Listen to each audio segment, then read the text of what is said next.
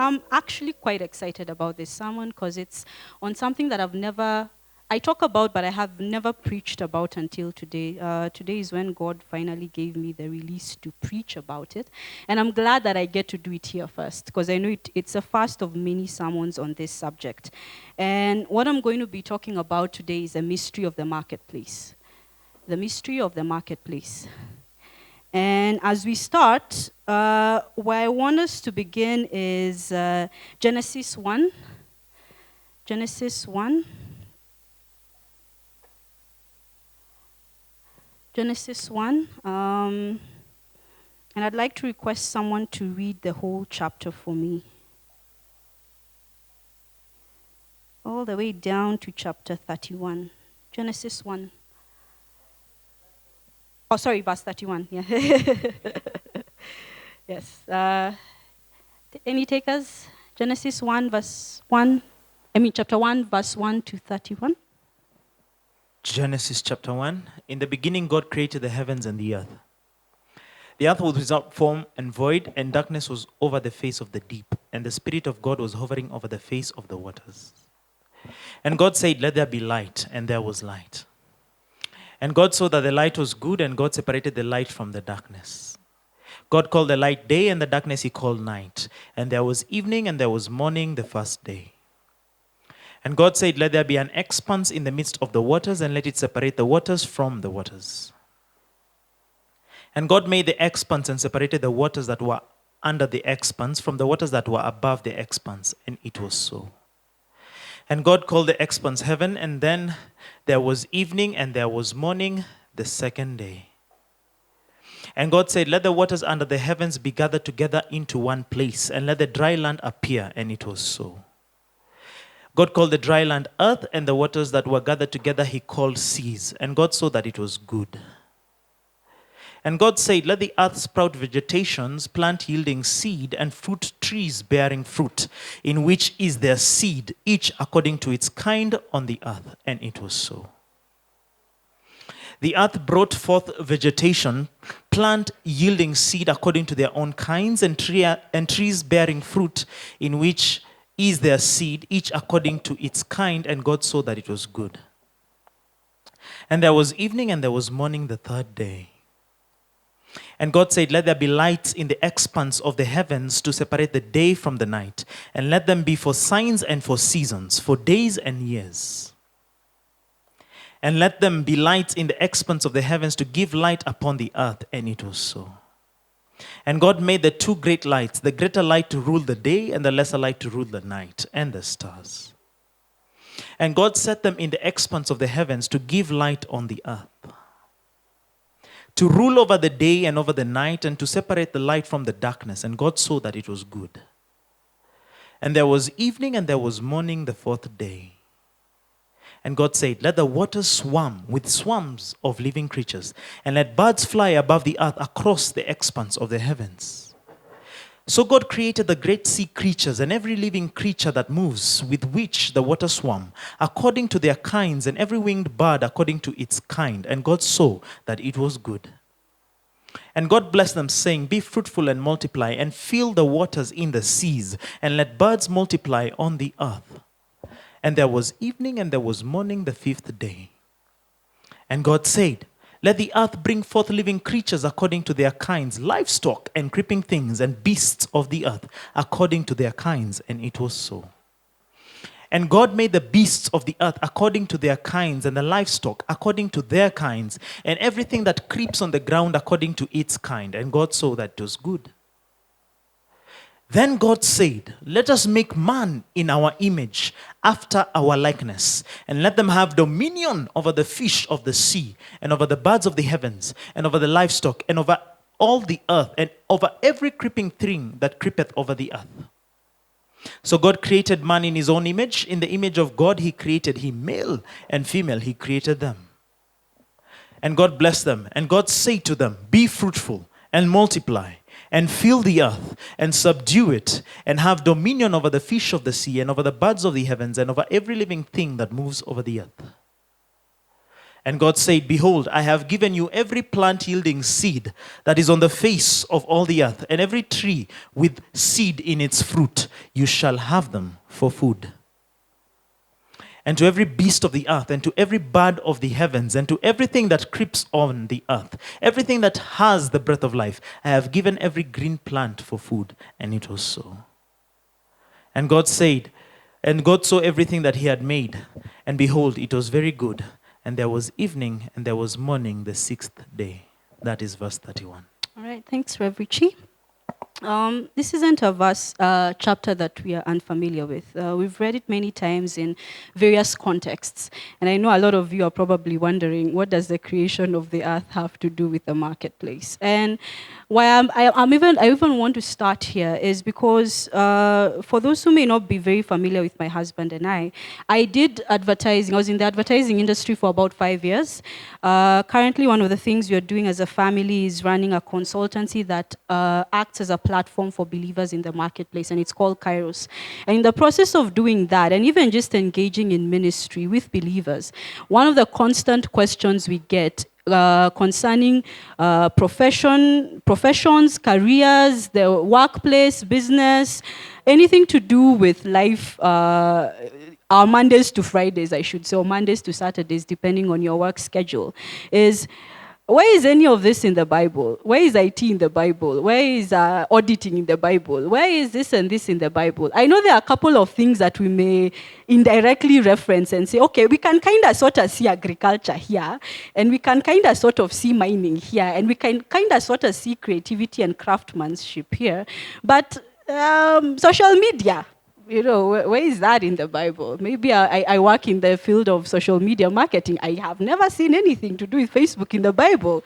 So what's my point of reference as a believer when it comes to what I'm supposed to do in the marketplace? And as I was preparing for this sermon, and as I was really thinking about all the things that God has been teaching me over the years, because this really is a sermon that is birthed out of many years spent with God, and many seasons of different shapes and kinds, he took me back to the beginning of the earth.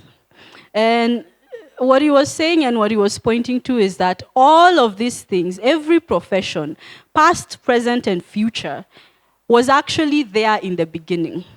If you've interacted with me, there's a high likelihood I may, and especially in the context of the marketplace, there's a probability that I have given you a reference to a book called The 7 Professional Nations. It's by a man called Niyi Morakinyo. He's a Nigerian, but he's based in Kenya. He's a minister. And I'd say he's an apostle of the marketplace. It's a very amazing book he's written on the 7 professional nations of God and how God wants to reconcile them back to himself. And one of the amazing things about that book is that he goes back to the very beginning. And it was interesting because I read that book many years ago, but as we were doing the series on the prophetic induction of man, I realized that he had talked about the prophetic induction of man. He just didn't use those words. And he was showing how even in Eden, before the fall, there were all of these professions. After the fall, there were all of these professions, and this is the reality of what happened to these industries and these careers and these professions. And now that we're in the dispensation of Christ, there is a reality of what it looks like for these professions, these industries, these areas of our careers to be restored back to Christ. And Emmanuel, I'll ask you to post up what I gave you, because this is how I want us to break things down. And I really hope that by the time I'm done, we will have a clearer picture of what it means for God to be present in us and through us when we are doing our 9-to-5s. And I use that loosely because I know many of us don't necessarily have a 9-to-5. So this is based off of Niyi Morakinyo's book, and he categorizes the areas of the marketplace into 7 nations. Some people call them mountains. If you do your research, you'll come across things like the 7 mountain mandate, the 7 nations.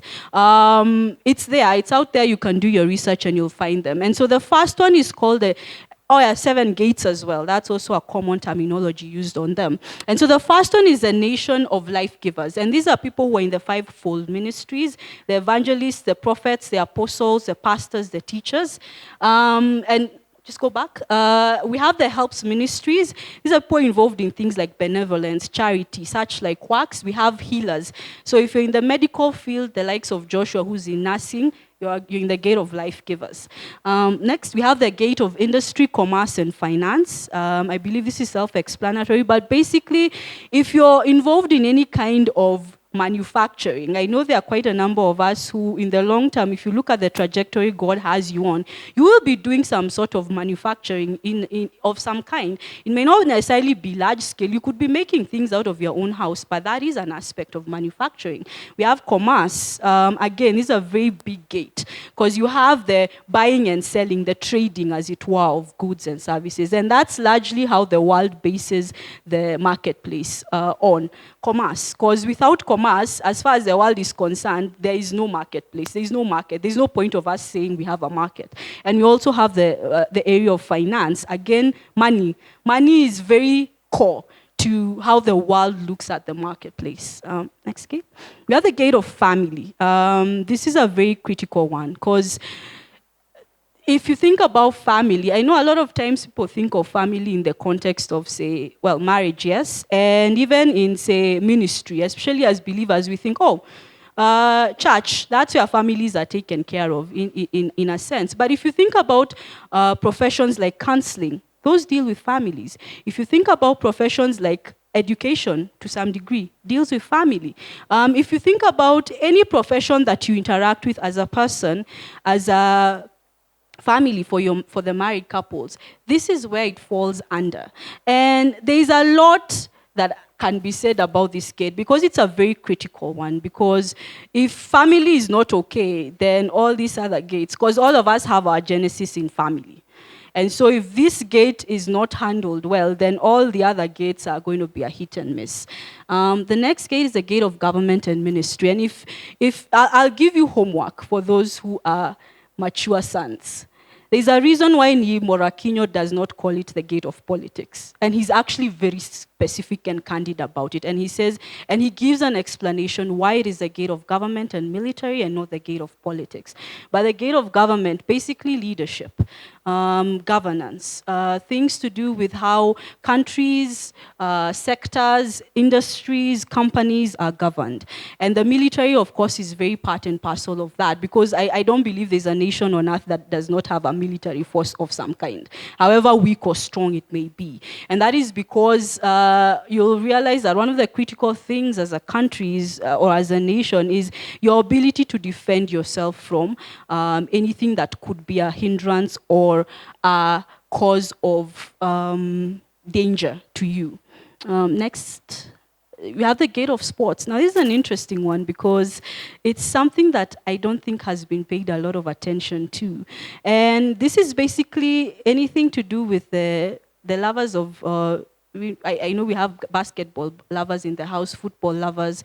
We have, as a nation, we are very keen on athletics because we are really good at it. And this is actually a gate that God is concerned about. And I love that Morakinyo doesn't just focus on the sports, as it were, but he expands it and he talks about things like dancing, anything that requires physical activity. The Tarachas, for instance, have a prophecy about prophetic dance.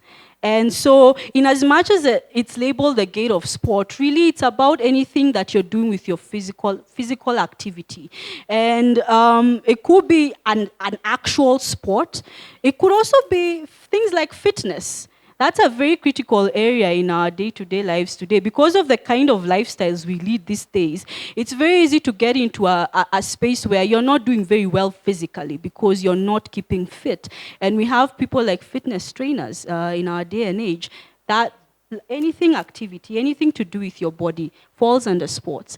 Then we have the gates of arts, media, and entertainment. And I know this is a key one for this house because quite a good number of us fall in this gate. And there's a lot, again, that can also be said about this gate. But there's a reality of it from the world's perspective, and then there's also the reality of it from God's perspective. And the final gate is the gate of science, technology, and education. And again, education is really, really critical because education is where we get our understanding of life and our understanding of ourselves and our understanding of each other and our understanding even of the things that we are called to do. And depending on the kind of education we receive, whether it's education in an actual school setting, education in our homes, perhaps even education in church, because if you think about it, when we talk about training believers, what are we talking about? It's a form of education. We are teaching you how to be mature sons.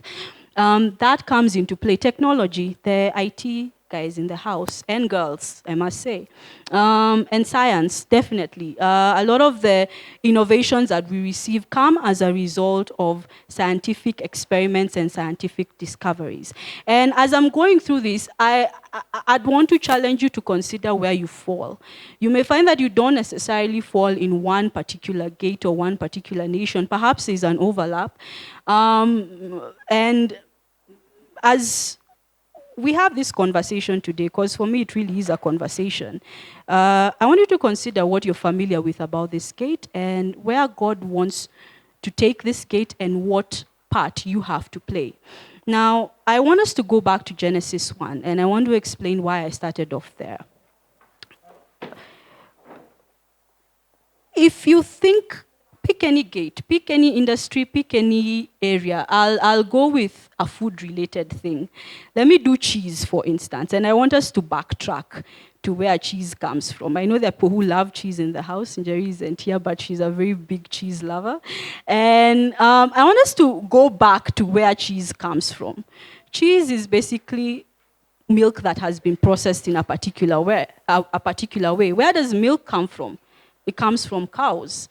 How do we get the milk? There's a farming process that goes on for us to get the milk. And from the cows, where did the cows come from? It's not a trick question. It's not a trick question. Where did the cows come from? From God. Yes? The cows came from God. It's a conversation. The cows came from God, right? From my husband is saying they came from Ngong. Well, before, yes, so how did they get to Ngong? They weren't airlifted from the moon. They didn't appear out of nowhere. They are not a UFO, an identified foreign object. They came from God, yes? They are part of the creatures that we talked about that God created in Genesis 1. Yes? Yes. Let's go to something like this phone. Where did this phone come from? This is an Apple phone. So I think a lot of the parts are manufactured in China in as much as they stick an American label on them. Where did the materials from this come from?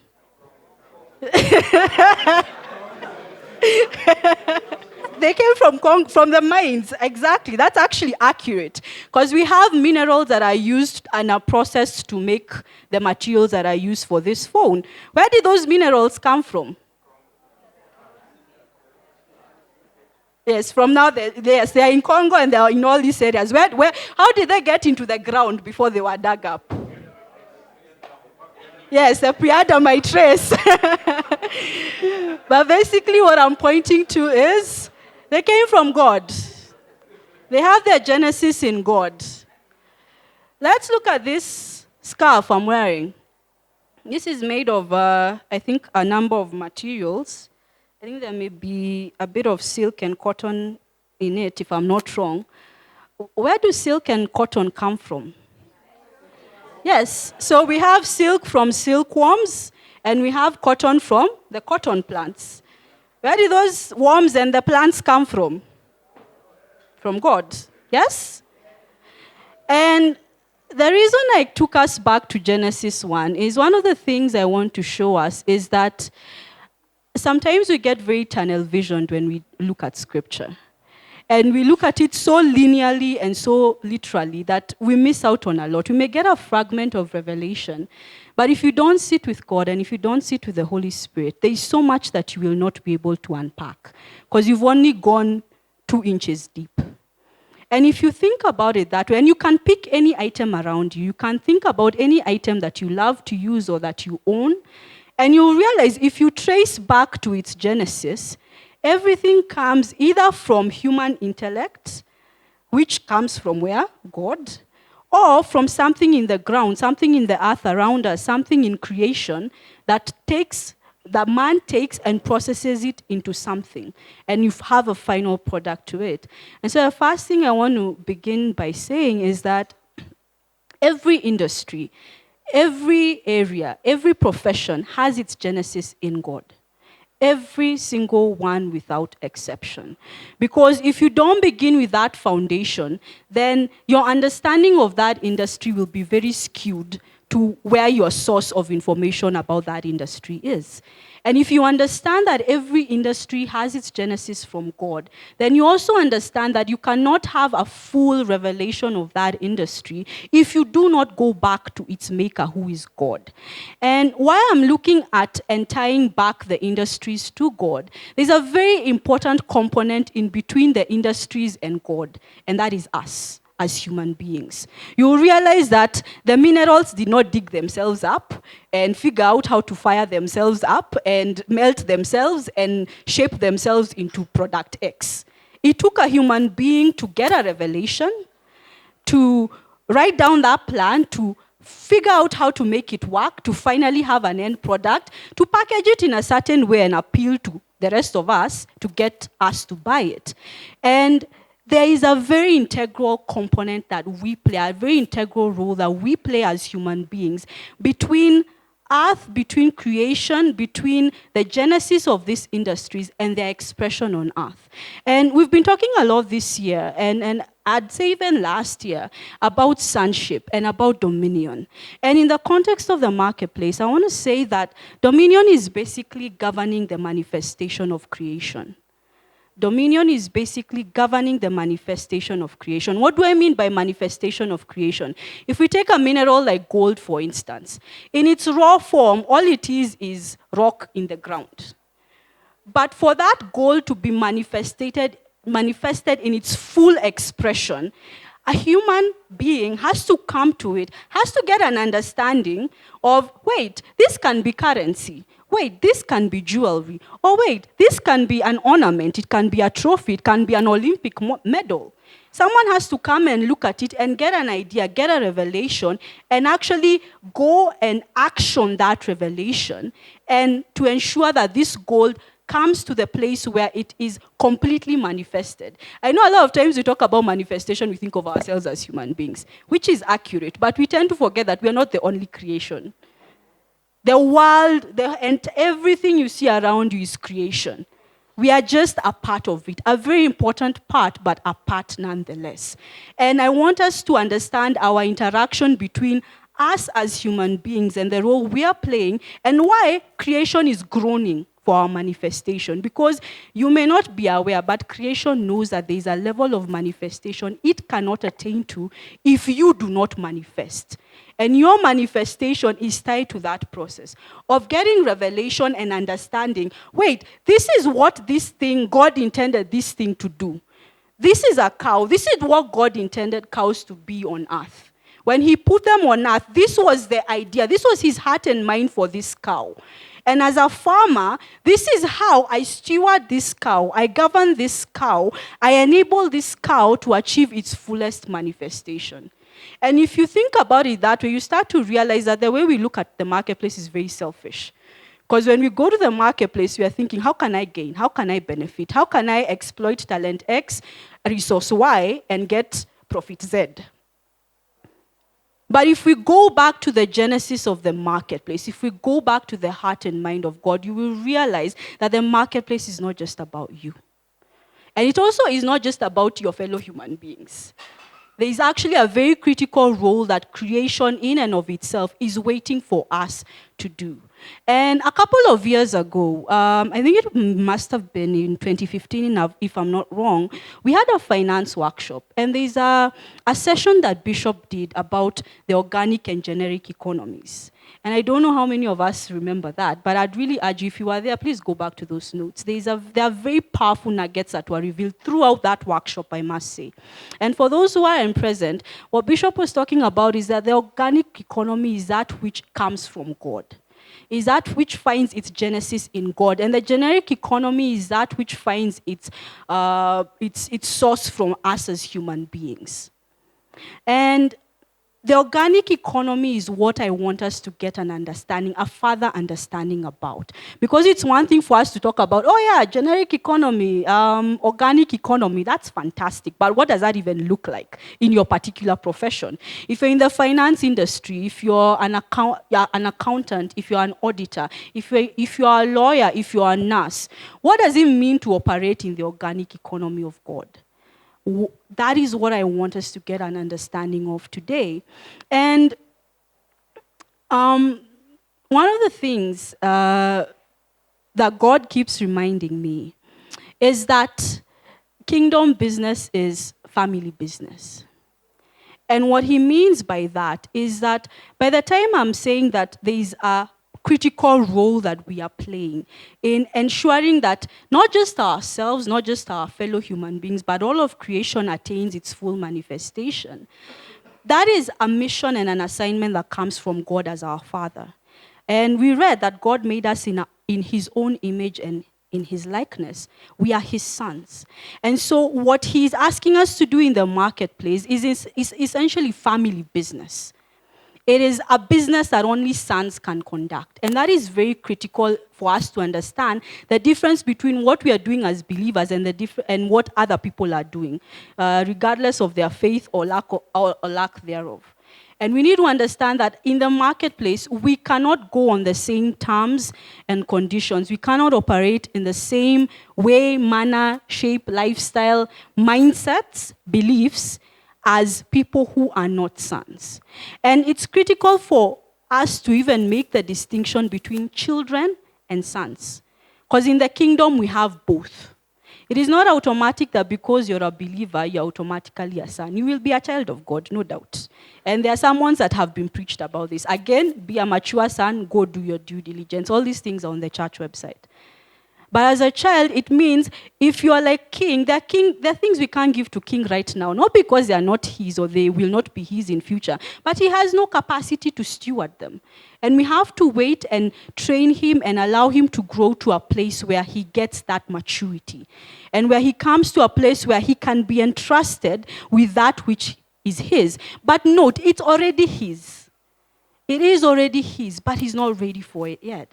But when you're a son, it means there are things that can be released to you. There are things God can release to you. And in this case, in the marketplace, because he knows you have grown to a point to which you are able to steward this thing based on my heart and mind for it. You have grown to a point where I can entrust you with this silkworm, and I know that you will govern it and you will steward it in a way that it will be able to live out its life to the fullest.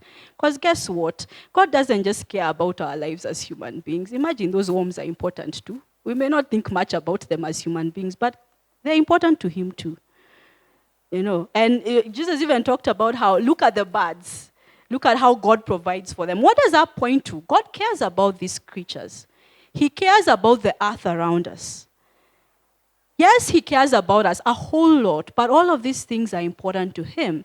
And one of the things I want us to understand today is that there is an aspect of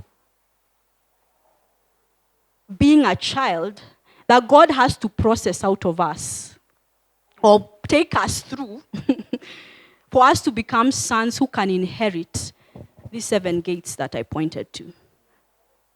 It's not automatic. And I know this is where I crush all of our dreams, all ye degree holders. You know, we were given the powers to read and the powers to go forth and do amazing things. That's fantastic in the eyes of the world. But we're looking at things from God's perspective. And if you look at what we were taught in school, you'll start to realize that there's a whole lot. And I don't even blame the system because they don't know any better. I don't expect someone who's not a believer to tell me about organic economies. Where are they going to get that from? They don't know. And so there's a very uphill task that we have as professionals in this community. Regardless of how far your schooling has gone, whether it's certificates you have, whatever professional certifications you have, we have a very uphill task of one. We sang about laying down our crowns. That's a crown we need to lay down. Where you tell yourself, I've been through X number of years of schooling, I've been through X number of courses. Look at how big my CV is. Look at how flashy my CV is. And the way the world props us up is to believe with all these things, you can go out there and do whatever you want and be your own boss and be this big mogul and, do all the amazing things. But if you think about God's perspective, you start to realize that there's a whole lot we don't know. There's a whole lot that we don't have an understanding about. In many ways, we are very much like children in the eyes of God when it comes to the things of the marketplace. And if God is to take us through the education of sons, we have to first accept that we don't know. We have to first lay down our pride. And that's one of the biggest challenges when you're dealing with people in the marketplace, because we think we know. You have your CV, I know. I've worked for X number of years in this area, I know. I've dealt with these kinds of people in the business field, I know. I've had this number of years of experience, I know. I've been mentored by this and this person who is a big shot in my career, I know. No, you don't. Not as far as the eyes of God are concerned, not as far as the heart of God and his mind is concerned. And so we need to accept that we don't know. Because anyone who's in ministry will tell you one of the most challenging people to deal with is people who think they know. You can't help people who don't know they need help. You can't. It's a tragedy, but it's the truth. If someone is convinced that they have it all together and that they know what they are doing, there's nothing you're telling them. They know it. And so for us to access the mystery of the marketplace, we have to begin by laying down our knowledge, our understanding, our human wisdom, which is wisdom, but it is human and inferior to God's wisdom. And we have to lay it down and say, Lord, I don't know. It's fantastic that I have this degree, but I don't know. It's fantastic that I have these certifications, but I don't know. It's great that I've had these business successes and these business opportunities, but I don't know.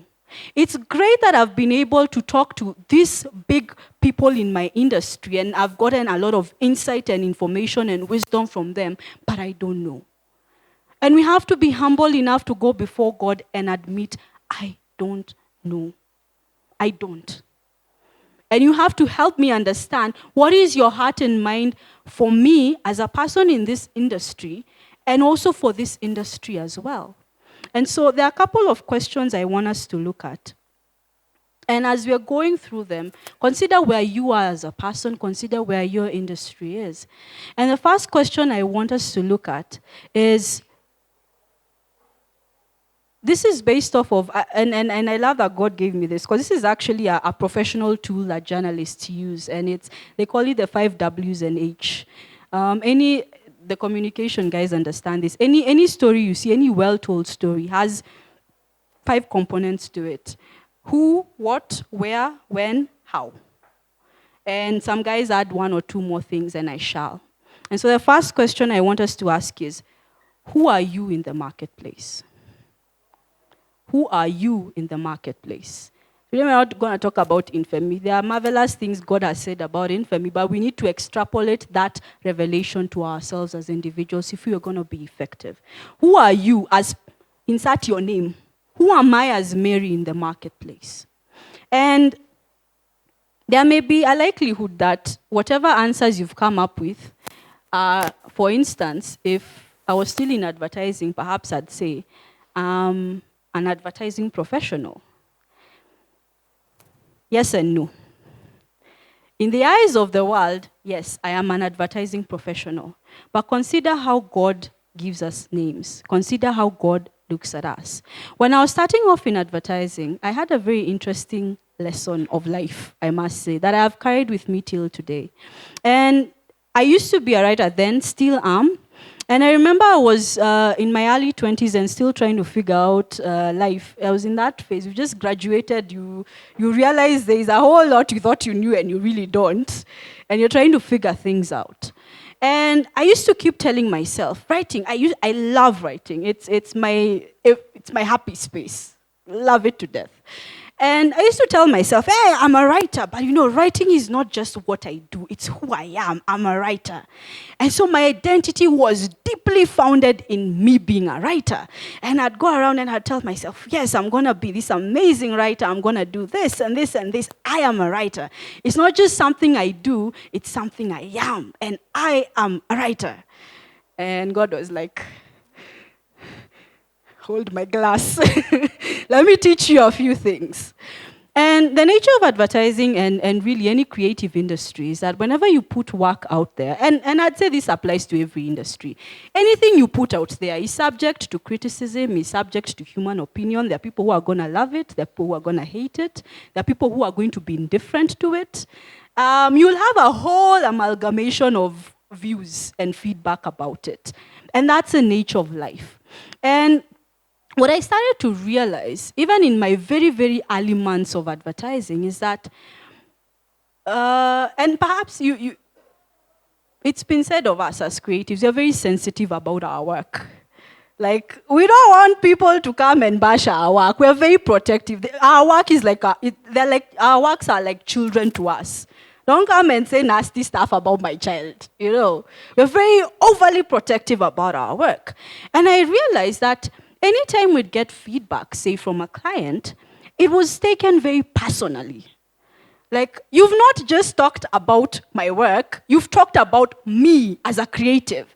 And so, for instance, if I don't like this poster you've done, it translates to I don't like your work and I don't like you as a creative.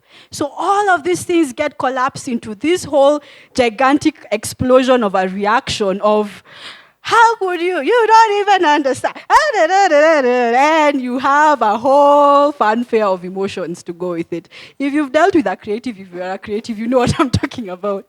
I'm seeing a lot of smiles of recognition. We know ourselves as creatives. We are very, sensitive. But why is that? And I started to realize that when you collapse what you do with who you are, then anything that is said of what you do becomes said of who you are. And that is why, in that alone, if you distill that alone, you'll understand why creatives have such esteem issues. Because our entire identity is taken and wrapped up in what I do as a person. But is that what God intended for us as creatives? No.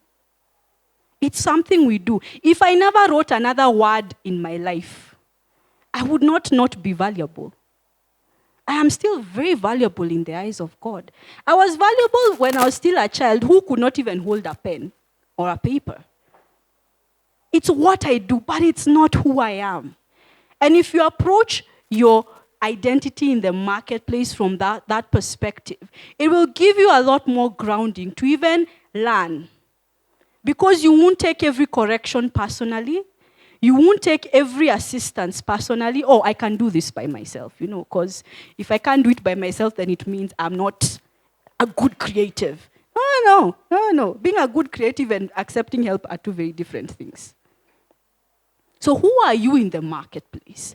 If you answer that based on what you do in the marketplace, I challenge you to go back to square one and ask that question again. Who are you in? I told her, that's why I said, let's start by laying down and admitting we don't know. Because there are a lot of things we think we know, but we don't. Who are you in the marketplace? Aside from the things you do in the marketplace. Because if you can answer that question, then it will not matter whether you have a job or you don't, or whether your business is being extremely profitable or it's not, or certain things are happening in your industry or they are not, or you have certain qualifications or you don't. None of these things will matter. They will have let me correct that. They will have their place. They have their importance, they have their place, but they are not up here in your understanding of who you are.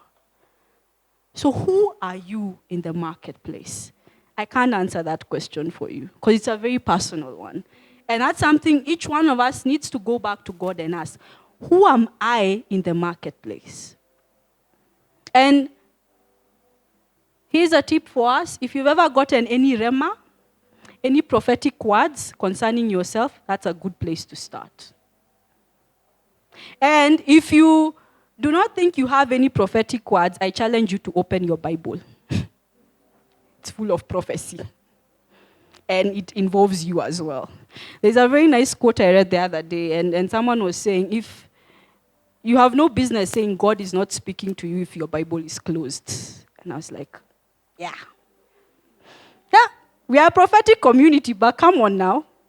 Because there are some of us who are in seasons of our life where God has, it seems like he's not talking to us, but all he's done is change his frequency. And we have Bibles that we are not opening. So God is speaking to you. Perhaps you need to open your Bible to hear him. Who are you in the marketplace? Who are you in the marketplace? Outside of the things you do in the marketplace. If you can answer that question, then you will accept the lessons, the process that God is taking you through to change you from a child who has very limited capacity to steward his heart and mind for the marketplace to a son.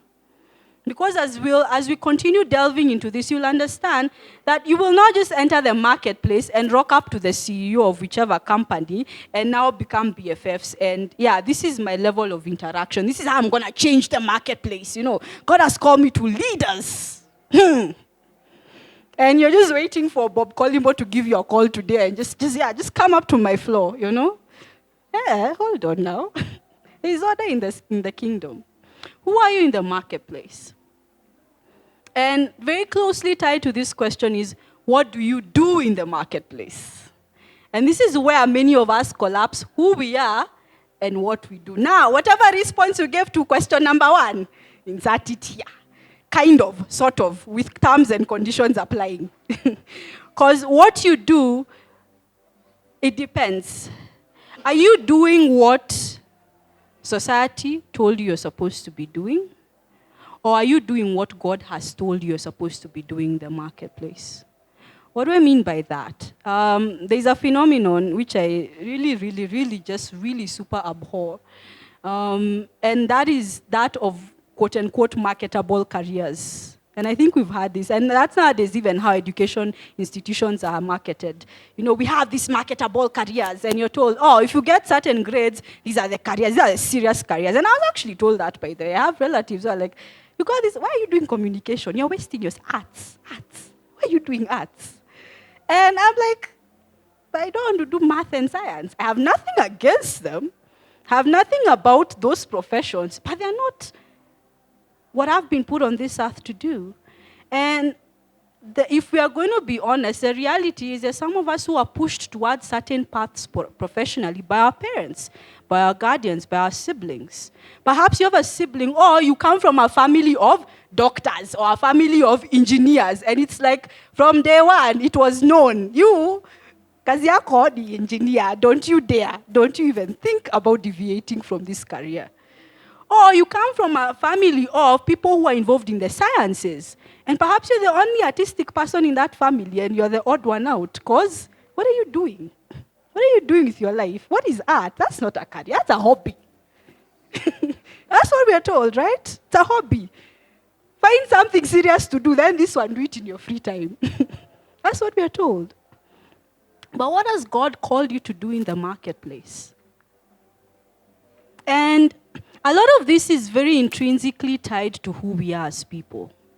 The things we gravitate towards. Like I said, I started writing from a very early age. It's something that I knew, if I was never paid, I'd do it anyway. I love it.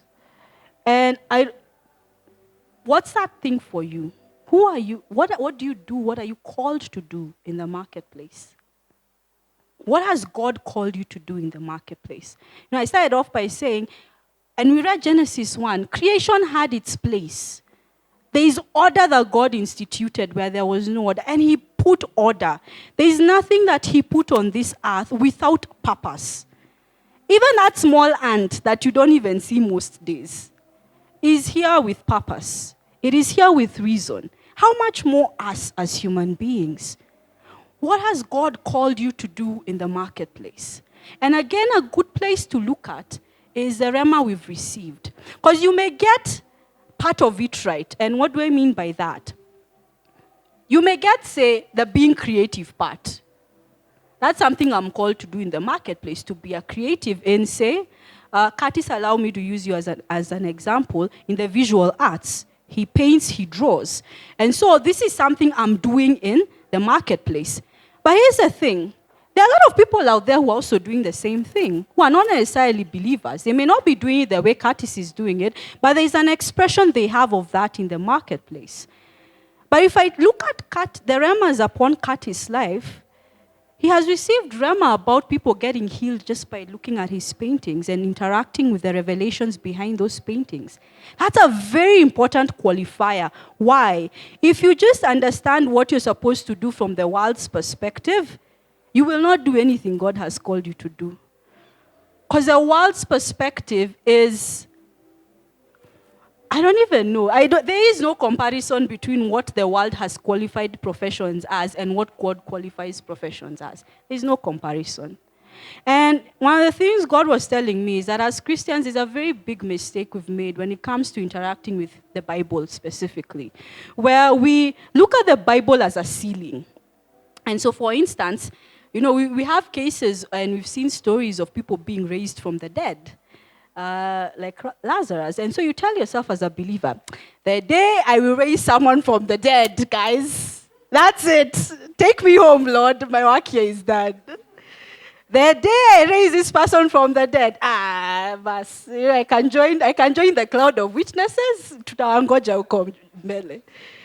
There's that perception. There are those goals we have. We're like, hey, this level of faith, the day I will be able to multiply bread. Like, naombea chakula inaongezeka.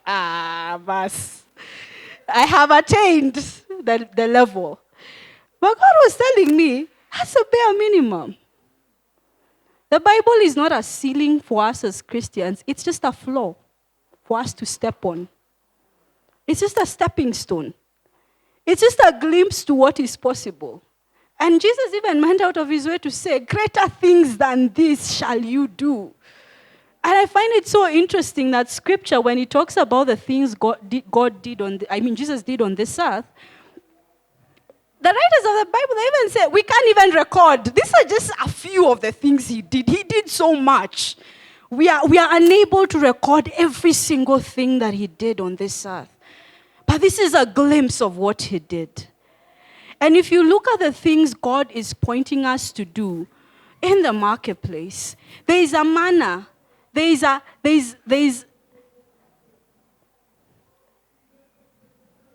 standard. There's a divine standard for everything God wants us to do in the marketplace. And as you're interacting with what you're called to do in the marketplace, a very critical aspect of that is interacting with what is the divine standard for what you're called to do.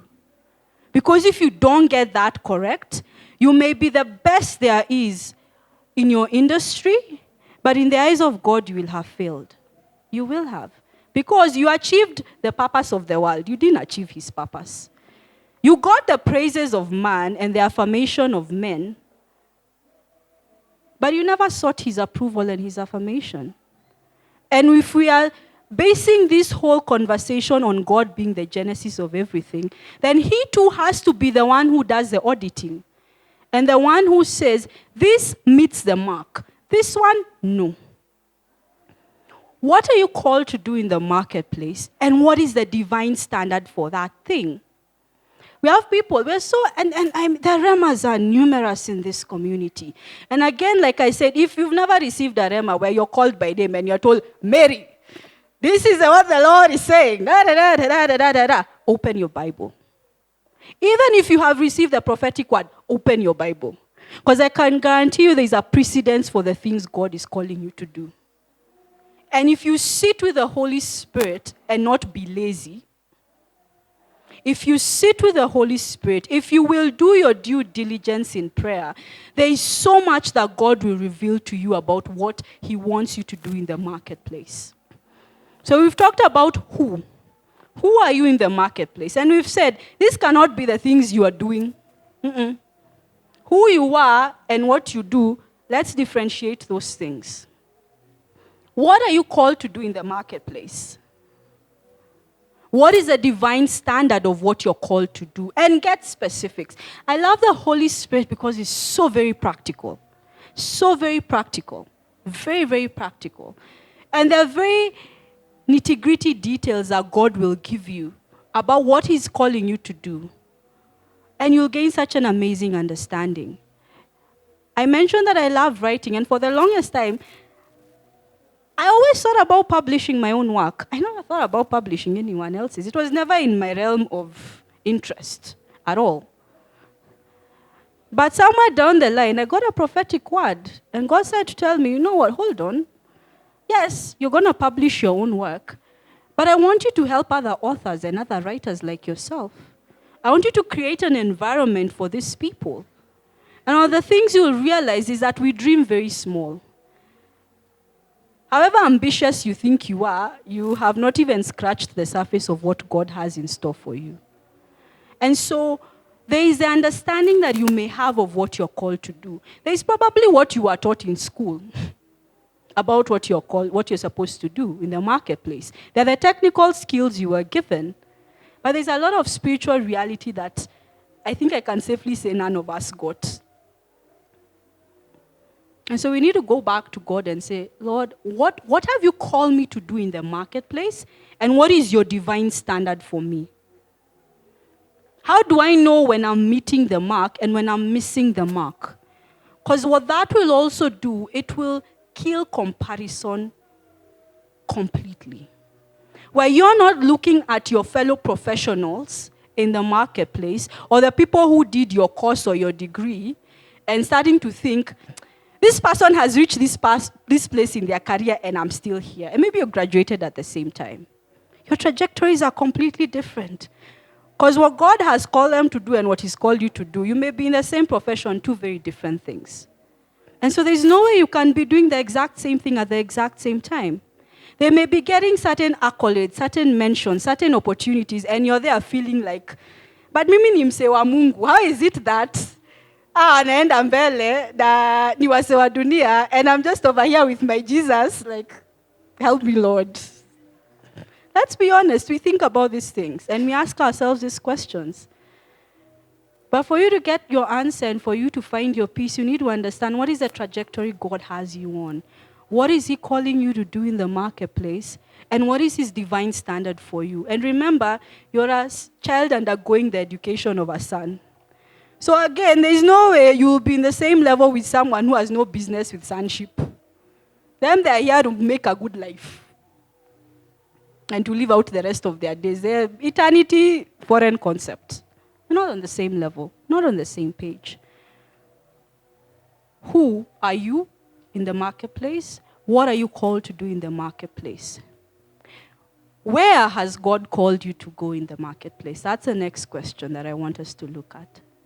Where has God called you to be in the marketplace? I've talked about trajectory, and when we go through school, there are those nuances that are made. As a lawyer, you get this degree, go to KSL, and then branch out into these various professions of law, these are various categories. Or if you're in business, do this course, there are the concentrations you do, and then branch out to these specific fields and these specific industries. A lot of times we'll even be told, these are the areas where there's a lot of opportunity. And that's a gauge that is used, opportunity. And money. By opportunity, I mean money. I mean, let's be honest, that's what opportunity is. It's wealth. This is where you can make a lot of money. It's not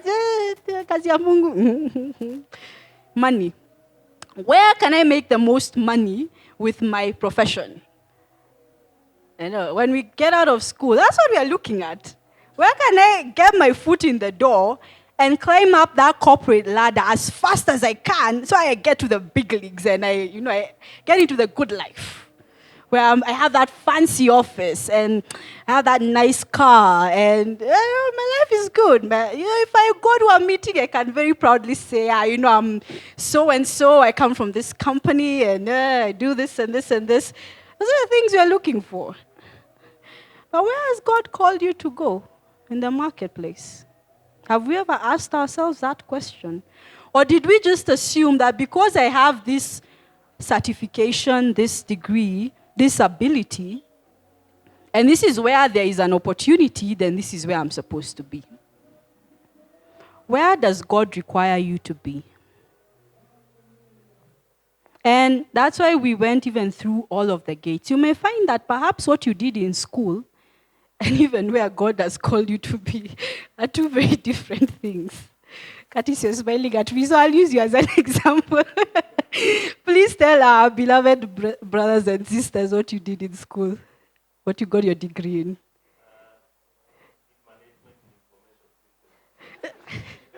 What do you do today?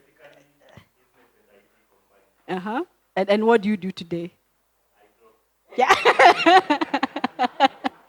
That's a reality of following God. Where, and I don't count it as loss that he has the degree that he has. Because the beauty about the way God works is he doesn't waste anything. Because classic case in point, where did you meet your wife? Which is where you did your degree. And last time I checked, Desta does not have any degree in arts and drawing and any of those things. So had you gone and done a degree in arts and drawing, chances are, we'd be having a very different conversation right now. What am I pointing to? There's a way God works things together. We say it, but I think sometimes because of circumstances, we have a hard time believing it. That degree isn't lost. Why? He got a wife out of that story, man. That's a big deal. Even bigger than the degree, And that's an amazing thing. But if you look at where God is calling him to go, it's not necessarily where his fellow graduates in that course have gone. It's not. And so we have to go back and ask God, where are you calling me to go? Where? And where we again lay down this idea of what a successful professional is supposed to look like. Because we define success in the marketplace very much from the eyes of the world. Where if I'm not getting X amount of money every month, I'm not successful. If I don't have a consistent paycheck every month, I'm not successful. If I'm not interacting with these particular people in my profession, I'm not successful. I've seen guys say, work so hard until you get to the point where you don't have to introduce yourself when you enter a room. Like everybody knows you. I've seen people say that. But is that what God is calling us to do, really? Is it? Is that where God is calling us to be? Where we are, it sounds nice, but where does it fall? How does it weigh on the scales of God? What are we pursuing? Where have we planted ourselves? Because there are those of us who've planted ourselves where we think we'll grow well. And so you're like, as a seed, as a prophetic seed, this is who I am. And so you look around and you're like, that looks like the best place for me to be right now. And you take yourself there. And the funny thing about process, count yourself blessed if God closes a door on your behalf. Because there is a worse option where he allows you to go through the wrong door just so that you can learn your lesson. Count yourself blessed if God has ever slammed a door in your face, because he just saved you a lot of time and effort. Count yourself blessed. It doesn't feel like it in the moment, but believe me, you're very blessed. Because I have seen God allow people to walk through the wrong doors. Why? Because they weren't willing to listen. Remember what I said, you can't help someone who doesn't even know that they need help. And if we're going to be people who cannot take counsel, whether it comes directly from God or through delegated authority, then believe you me, he will allow you to work. You want that job? Have it. Have it. Take it. And then when you realize that it's not all you thought it was going to be, then maybe we can have the conversation that I've been wanting to have with you for all along. Where has God called you to be in the marketplace? Where? And one of the things that will help you figure out and help you understand where God has called you to be is, to whom has God sent you in the marketplace? That's the other question I want us to ask ourselves. Remember what I said. We tend to approach our professions from a very functional perspective. I have bills to pay. I need money. Yeah, go get a job or have a business deal. Or I've been through so many years of school, there's no way I can just sit at home and do nothing. So now I'll go out there and look for something to do, whatever something is for you. To whom has God sent you? Because if we go back to the genesis of the professions of this world, God is in the business of people. I said kingdom business is family business. And family business is a business of people. It's all about people. It will never not be about people with God. Yes, creation matters and we are part of that creation, but we are perhaps the most important part of that creation. It will never not be about people. And if you have not identified who God has sent you to, then there's a very high likelihood you will take yourself to the wrong place.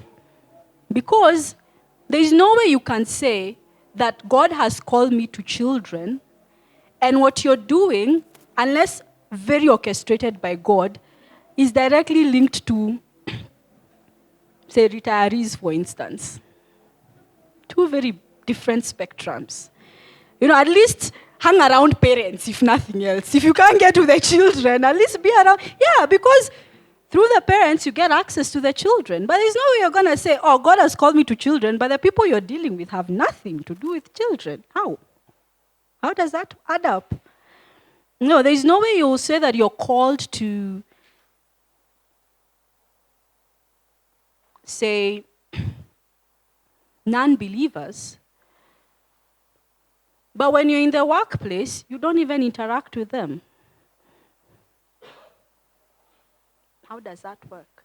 And by interacting with them, I don't mean the basic minimum that you need to do your job. Someone I was watching recently, a guy was saying, a lot of times you use our Christianity as an excuse not to evangelize. And we're like, I'm not going to hang out with those people because they're like this, like this, like this, like this, like this. Now, of course, I have to underscore, we need to use discretion. You can't just go and keep company with just anyone. But at the same time, we can't take it to the other extreme end where we want nothing to do with the very people we are called to. How does that work? Look at how Jesus interacted with people. He came to seek and save the lost. He was always with the lost. Always. His reputation meant jack squat. One day he's hanging with the tax collectors, the next day he's with the lepers. He didn't mean anything what people had to say because he understood why he was on this earth. Do we understand why we're in the marketplace? Do we understand why God is sending us to these professions and these careers and asking us to do the businesses that He is? Who are we called to? To whom is God sending us to?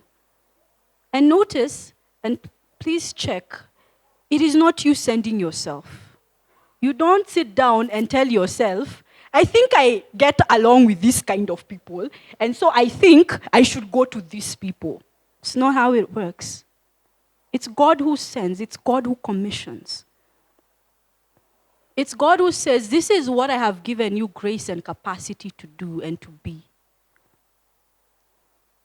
And so you can't be over there saying, with this skill set, it works best with people who are a little on the moneyed side. And so, I'm not necessarily going to disregard the watchman and the tea lady, but I have no business. And the things God was pointing me to, he was taking me back to the story of Joseph, and he was pointing to Joseph's interaction with the cupbearer and the baker in prison. And these were people who served Pharaoh. Now, by the time Joseph was being born, getting the coat of many colors and all of those shenanigans, God had already charted out his path such that he would end up in Pharaoh's courts. And he would have the position that he did in that kingdom. And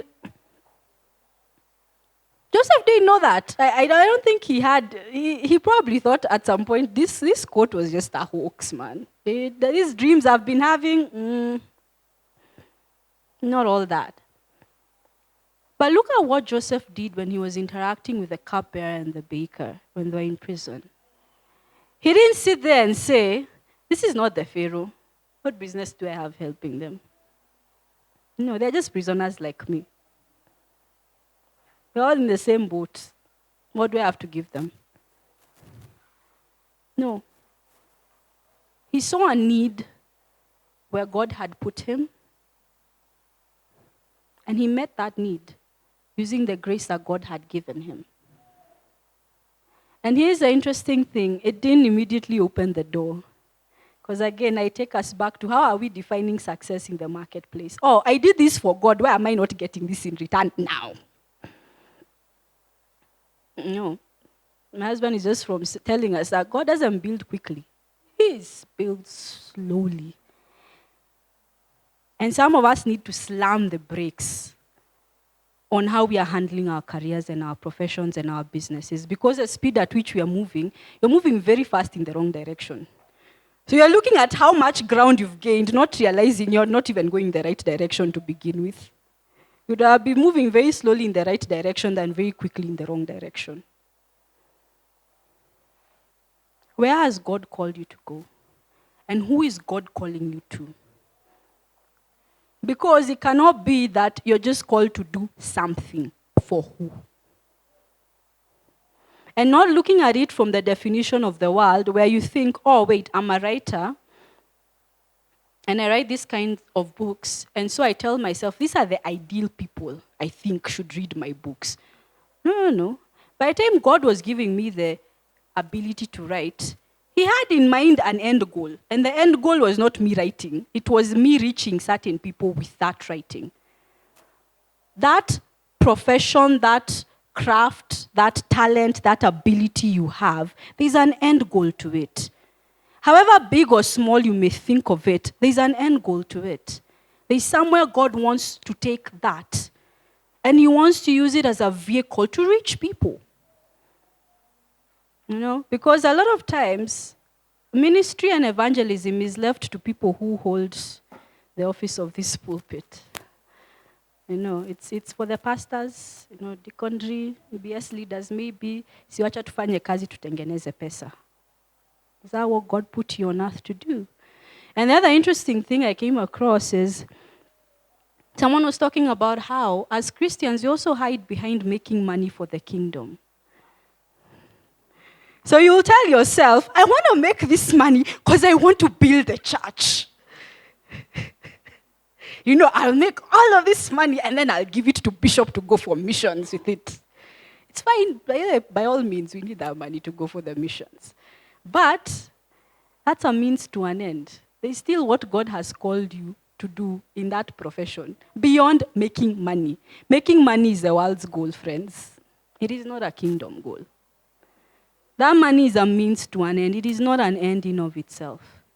And if your profession, your plans all end with making X amount of money, you need to go back to the drawing board.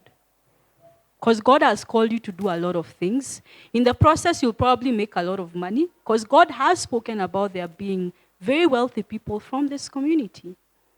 I'm not saying money is bad. It's not. But it needs to have its rightful place in our lives. Because if your goal is making money, then every decision you make will be based on how much money you can make. If your goal is serving God, then every decision you make will be based on how well you can serve him. So where has God called you to go? And who is God calling you to? Do you know these people? Do you know their heart? Do you understand the heart and mind of God for these people?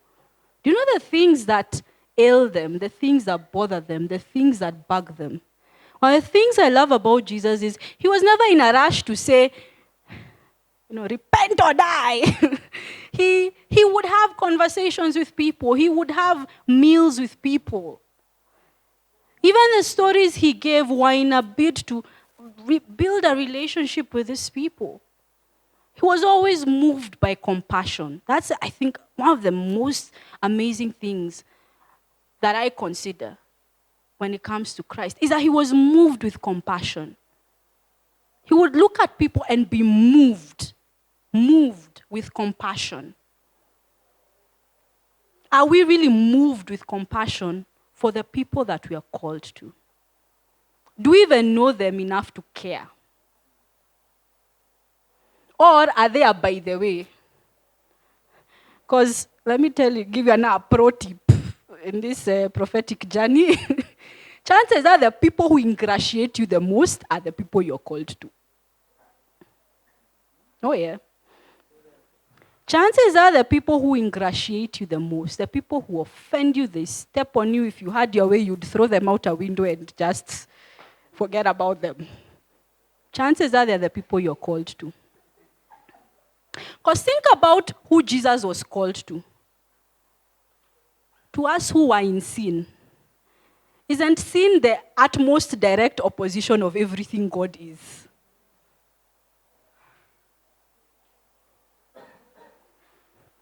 But look at how we are positioning ourselves in the marketplace. You are running away from the people who bother you. Because you're thinking, in the process, na imeniudhi and I'm done. So, let me go look for greener pastures. There is that term. Greener pastures. Where can I find greener pastures? Where can I go plant myself where I will not be bothered by these people? Not realizing that these people who are bothering you are the people God has called you to reach. But you're busy because now you need to make money. You have life goals. You need to have attained X, Y, Z by this and that. Who has God called you to? Do you even know them? Are you bothered by them? Because one of the things I've learned, even in my journey with the marketplace, is that on the other side of offense is usually some of the greatest opportunities for ministry. Some of the people who offended me the most in the marketplace, and when I say offended, I really mean it in every sense of the word. When I look back now, God either used them to teach me something, to grow me in some way, or they are a representation of the people God has called me to. And so had I despised them because of the offense and because they were not packaged all nice and dandy, I would have lost out on so much. I say time and again, some of the greatest lessons I learned in the marketplace as a human being, not even just technical skills, life lessons. I learned them from some of the most unpleasant people to be around. Let me put it politely that way. And you may find that some of the most unpleasant people you are around in the marketplace, I don't believe in coincidences. I don't believe that people just happen to fall around me. Or that I just happen to go and enter an office and I just happen to interact with random people. If we truly believe that God is the author of every day of our lives, we said earlier, teach us to number our days. If we really believe that God has numbered our days and that He is intentional with every single day of our lives, even if you view your current position in the marketplace as part of process, there is still a reason why you're there. Those people are not a by the way. They're not a bus stop on your way to glory. Where you're like, I'm going to put up with you for now because I know I got better things ahead. I'm just waiting for that bus to come pick me up or that limo. So for now, I'll tolerate you because I'm a Christian and I have to be nice to you. But let's be real about what's going on in our hearts. Let's be very honest with ourselves and with God.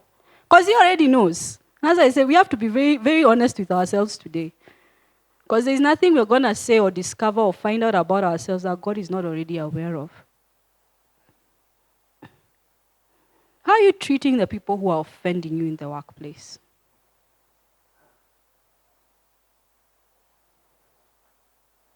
One of the things, and very early on, and I went to God and I was very honest, and the advertising industry it tends to be quite toxic. And I know that's a reality of many industries, actually, because of the way the world is set up these days. And I remember in my early years, I'd look at God telling me to love people, and I'd look at the people He's telling me to love, and I'd be like, error 404, this.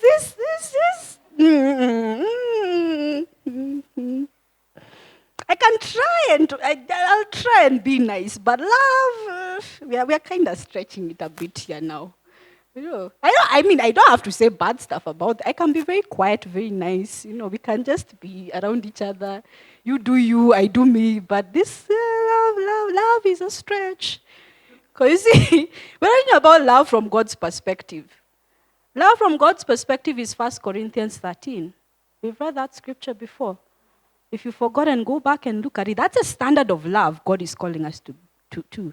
Remember, I talked about asking about the divine standard of what you're called to do. If our highest calling is love, 1 Corinthians 13 is our divine standard for that love. And I'd go to God and I'd be like, how on earth do you expect me to love these people? Because you're very clear. It is not liking, it is not tolerating, it is not being nice, it is outright love. And in the process, I realized, and I made a very dangerous prayer, and I call it dangerous because God said to answer it, and it robbed me of all my excuses not to love.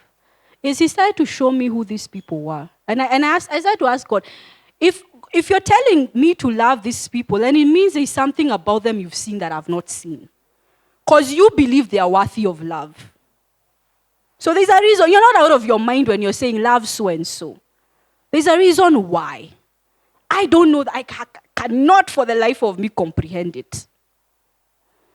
So I had to go back and be like, you're seeing something and I'm not seeing it. And I need you to show me what you're seeing. Because there's no way I'm going to be able to genuinely love these people. Not fake it. And I'm not talking about faking it until you make it, please. That's another terminology the world loves. It is not about the kingdom. Because there's nothing you're faking with God. He will call you out on your fakeness. There's nothing about pretense. If you have no love in your heart for these people, just be honest and say, I have negative, nothing, zero. It is not there. It does not exist. Be very candid. I don't. And I had to ask God, you need to show me what you're seeing so that I can go to where you're telling me to go. So my heart can be conditioned to love them as you're telling me to love them. And He began to show me who these people were beyond their one offense, their other action, their words. And I started to realize there's so much more to these people than the one thing they did that pissed me off. And it was just one thing, maybe. It was a big thing, but it was just one thing. And when God started to open my mind and my heart to see who these people were, to see them from His perspective, I started to realize there's so much more than the things they do and the things they say. And isn't that true of each one of us? Because if we were to be honest, if you were judged on the things that you've said and done on your worst days, I don't think any of us would be paying for a ticket to the kingdom. You'd know, you just disqualify yourself. Like, that's not mine. But look at the measure that we've used on others. We really are like the people in that parable that Jesus gave, where that guy, where he was forgiven a debt of so much money, but when he found his friend who had a very tiny debt to him, he had no mercy for the guy. But look at how we are treating people in the marketplace. Or where we justify, because I was treated this way. Let's pass it on. And allow me to say that one of the most radical things you can ever say or do in the marketplace is to make the decision that anything that is not of God stops with you. What do I mean by that? One of the things I realized is that there is normally a cycle of, I don't know how to call it, unfairness, injustice, hurt, disappointment, frustration, where it starts off with one person having a bad day. They pass on their bad day to the next person, who passes on their bad day to the other person, and somehow that bad day lands on you. And when it lands on you, you have to make a decision whether you're going to pass on all of those cumulative bad days, now including your own, to the other person who you'll interact with, or if you're going to say, the buck stops with me. I'm going to take all of these cumulative bad days and hand them over to God And I'm going to be a proper representation of love to everyone who I interact with, including the guys who just handed me their bad days. Is it fair? No. Are we called to a fair life? Really? No. We have much, and so much is required of us. We have received a greater measure of love, and so we have to extend that great measure of love to other people. We have been forgiven a great debt by Christ, by God. So we too, this small, if you really think about it, what God has forgiven us as individuals and what someone did to you last week in the workplace, there's no comparison. There's none whatsoever. But look at the way we hold grudges, the way we talk about people, the way we treat them, the way we avoid them. You know? So who is God sending you to in the marketplace? Do you know who they are? Not based, remember we said, we're not judging who we are based on what we do. So you can't also judge who people are just purely based on what they do. They are way more than their worst days. They are way more than their bad character, however terrible it may be. And I'm not saying this to excuse any of the unpleasant things that people do in the workplace. I know I've been there. I know. But what I am saying is that we cannot respond in the same manner that everyone around us responds. Because then where is our testimony? What is it that will make someone say, hold on, wait a moment. How are you so nice to this person? Because we talk about evangelism, and I'm sure some of us wonder where to begin with evangelism. But can I tell you, it starts off by setting a different standard of how you do things and how you treat people. If I look back and I see so many of the conversations I had about Jesus in the workplace, I never started. It's someone who saw me doing something and they asked a question. And from there, a conversation began.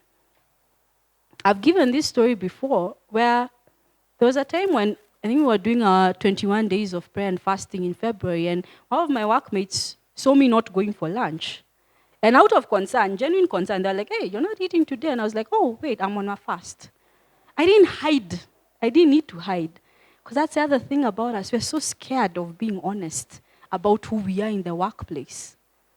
Because what's the point of going through all this labor of who am I, what am I doing, where am I going, who am I going to, and then you don't even want to broadcast it to anyone. It's like this little secret that you hide. Because when I was honest, I was like, oh, and I just told him, yeah, we do this fast every year. And the guy gave me things to pray, and Yombe. I was like, I will. And to this day, I have a very wonderful relationship with that person. Who are we called to in the marketplace? And are we honest with who we are in the marketplace? Where our Christianity is not this banner of shame that we are hiding behind. Or because you feel that because you've not made it to a certain point, then your testimony will be a shameful one. That's the other thing we do. Oh, I'm just an intern, so, I'll talk about Jesus when I become the manager. It's prestigious. Christ is prestigious, so we have to associate prestigious things with him. So when God takes me to that position, I will not shut my mouth. I will say it every day. But is that what God has called us to do and to be? Because if God who put you there is not ashamed of you being there, in fact, he's not moved by how pissed off you are with him about you being there. In fact, he's not even afraid of the questions you have about you being put where he has you. If he is very okay in his sovereignty as God, why have you decided on his behalf what he should be ashamed about and what he should be proud of? He's the one who created you. He knew that by the time he was putting you in a certain position, in a certain place, perhaps you're in between opportunities, he knew by the time you were getting to that place, your association with him would not be put on hold. He's very aware. And I think sometimes we get bothered by things that really are non-issues as far as God is concerned. He's not worried about his reputation. Jesus, with the lepers and everybody, the broken, the lost, he didn't care. He didn't. And so we may think ourselves very pious in tying it to Christ and saying, oh, I don't want people to think badly about the fact that, as a Christian, we go through these hard times. We want them to see the good side of Christianity so that they can accept Christianity. We tell ourselves this thing. We're like, if I show them the rough side, they'll get scared and run. So now I have to ease them into this thing. But can I tell you, one of the most loving things you can do with people is to be honest with them. Why? Because, fine, they get saved, and then they encounter process. How have you helped them? The process is still there. And only this time, they don't even know it exists, and they are not ready for it. But at least if you are honest, then maybe they'd have a better shot and they'd have a better understanding of God. Because God is still God when there are questions, when there are doubts, when there are things that happen that we don't understand. One of the things we need to learn to do, even in the marketplace, is to say, I don't know. Because what will start to happen when you're honest about being a Christian in the workplace, you become the de facto answerer of all things faith and the de facto receiver of all blame of all things faith. Where, for some of us, it's double jeopardy. You're a Christian and you're in a pastor's family. So, all the sins of all the pastors of all the eons is there too. All the things that all the Christians did that were terrible, they are mine as well. Then all of my problems as a person, they're also mine. But here's the thing, and that's why it's so important for us to establish the heart and mind of God for us as Christians. People will never not have something to say. And we can't be afraid of the questions, because if God has sent us, then he will give us wisdom to answer them. And even wisdom to be silent where we need to be silent. Because at times you need to be silent and allow people to say what they will and you move on. But then there are times you need to be honest. And there are many times I had to say, you know what, that one, I don't know. I also don't understand why God did that. I also don't understand that part of the Bible. I actually don't. If I get to a point where I do, I'll let you know. But for now, I also don't know. And here's the thing, no one ever thought me less Christian. If anything, it encouraged them to ask more questions. Because they knew this is a person who will not fake it. They'll be honest with me. And a lot of what people need in the workplace is honesty. Because there's so much dishonesty. So much. There's so much pretense. We're all pretending, all of us. We're all pretending how we have it together. We're all pretending how we know what we are doing with ourselves, how we know where we are going, what we are doing with our career. The workplace is full of pretenders. And in an environment of pretenders, one of the ways you will stand out is being authentic and being sincere. And remember what I said. Don't collapse what you do with who you are. Because when you do that, that's when you'll start to be like, but if I don't know, then I'm not a good Christian. Two different things. I don't think any of us was ever given a license upon salvation to know everything there is about God. You are not given a degree and told, now you have been granted the powers to answer every question pertaining to life and godliness. Didn't happen. And when we are able to say, I don't know, then we also give permission to they who are lost, they who are searching, they who have questions, to also ask their own questions. And to also do their own seeking. Because they know, hey, you know what? If this person is a Christian and they're doing their best to figure it out, then I also have a shot. Because I also don't know, but I want to know. And if they're making progress, then I can also do the same thing. Who are the people God has called you to? That question we need to ask is, when? Of all these things that we've spoken about so far, when are these things supposed to happen? And this is a place where oftentimes we get stuck. because we expect God to do things faster than He's doing them. You know, He's the God of the 11th hour, famously or infamously. And if you don't understand why God is taking time, if you don't understand what God is doing during that time, then you will give up on something that, had you held on a little bit longer, you'd have gotten so much out of it. When are you supposed to be in position X? Maybe God has said, I want you to do this and this and this with your profession, with your career, with your ability, with your business. But a very critical part of prophecy that sometimes we get very wrong is the when of it. You know, we're having a conversation, I think, with the Mwendos, and we're saying, the thing about prophecy, it always sounds like an emergency. If you think about how prophetic words come, they always sound like they're an emergency. Like, if we don't do this now. But the thing is, the emergency part of it is in you taking steps towards what God is saying. It is not in you accomplishing everything God has said. And we need to balance that. Where we're not being reckless in the name of following prophecy, but we have no understanding of time and season in the eyes of God. Because for everything we've spoken about this far, there is time and season. There is time and season. There's a season for you to plant. And by planting, I mean you're going to do a lot of stuff and not necessarily see the benefit of it. If anything, it may benefit other people, i.e. those offensive people. Maybe you're coming up with all the amazing ideas and someone is just taking credit for them. It happens. Or you're doing a lot of work on your behalf and on your boss's behalf and on your boss's behalf. It happens. But you're not the one getting credit there. Maybe you're doing the long hours and no one is seeing the long hours you're doing except God, because He is seeing them. Time and season. Because when the time of harvest comes, the other thing that sometimes we do, we think that because it's time to harvest, because we've gotten our breakthrough, because I've finally gotten the job, finally gotten the opportunity, finally gotten the deal, finally gotten the in, finally gotten the business partner, now I can relax. But think about harvesting is a job too.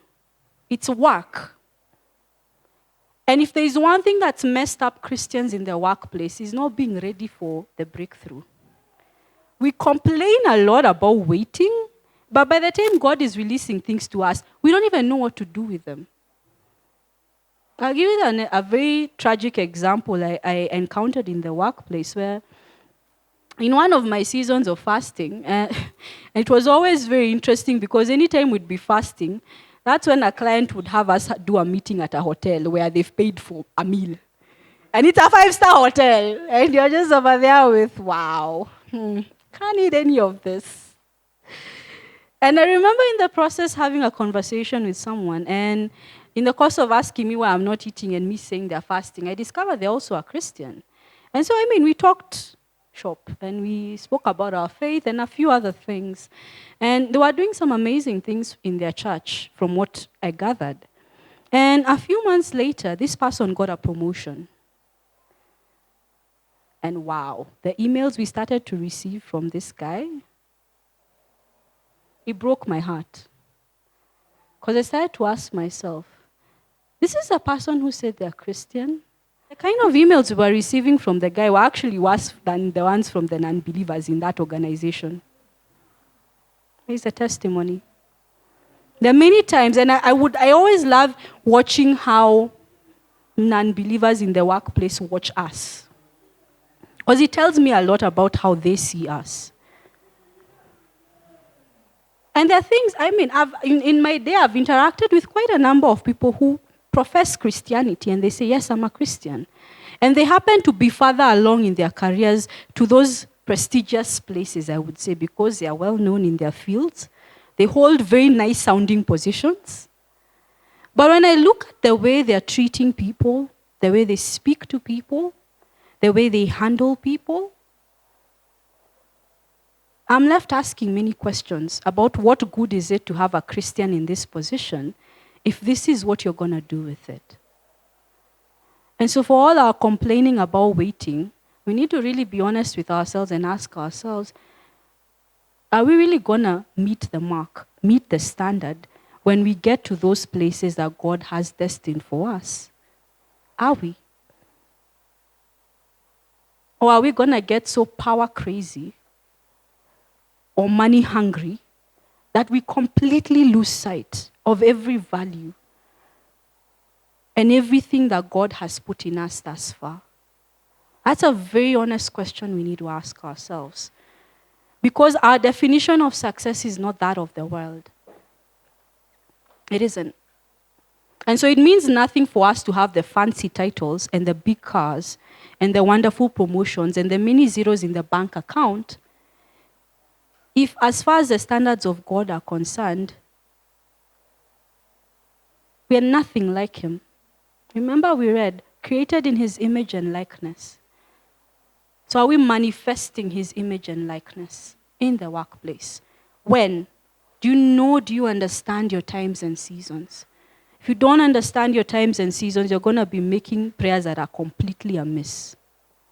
You'll be asking God to answer prayer X, and yet he's expecting you to do action Y. And remember, like I said, if you think God has gone quiet on you, 1, open your Bible. 2, go back to the last thing he said. Because chances are, if he has not added to what he last said, you are not done with what he last said. And there is no need for him to start giving you more instructions, more wisdom, more direction, more counsel, if you've not exhausted the resource within the word he gave you last. We need to go back. And the last things I want us to ask ourselves and look at is how and why. How does God want you to manifest in the marketplace? We've been talking a lot about manifestation these past 2 years. How does God want you to manifest in the workplace? How? Because what it will look like for one person is very different from how it will look like for the next person. And if you don't understand how he wants you as a person to manifest, then you will be borrowing notes from the people around you, especially the Christians. Because sometimes what we do is, I can't do the non-believer stuff. Okay, so let me look at the Christians. Who are the Christians in my field? What have they been doing with what God has given them? And maybe God has, as far as you're concerned, there's nothing there for you. How are we called to manifest? And who are the people that, yes, God has gone before us that he wants us to learn from? One of the things that pains me about this whole conversation but I don't see God in the Bible, the unsaid for me is, there's some looking that hasn't happened. Why do I say that? You'd be surprised how many Christians are out there talking about, preaching about, teaching about Christians in the workplace. There are very many. They may not necessarily be as easy to find as your Instagram feed, but they are there. They are there. And if we are really genuine about our pursuit of knowledge and our pursuit of understanding God, then we will do the hard work, we will do the hard things. We must. Because why? Why is God telling us to do all of these things? It is for his glory. Because if you think about whatever you consider to be the pinnacle of success for yourself in the marketplace, and in that pinnacle, the person you have glorified more is yourself and not God, then you have lost it. You've not met the mark. God took me back to the Psalms, where it says that if we don't praise him, the rocks will cry out instead. And again, that's a verse we take very literally. You start imagining the rocks having mouths and singing a tune. And for all intents and purposes, it could happen. God has used donkeys. I always say never when it comes to God. Anything is possible. But God expanded my understanding of who rocks are. Because rocks are not just the literal things we see out there. Rocks are a type of people.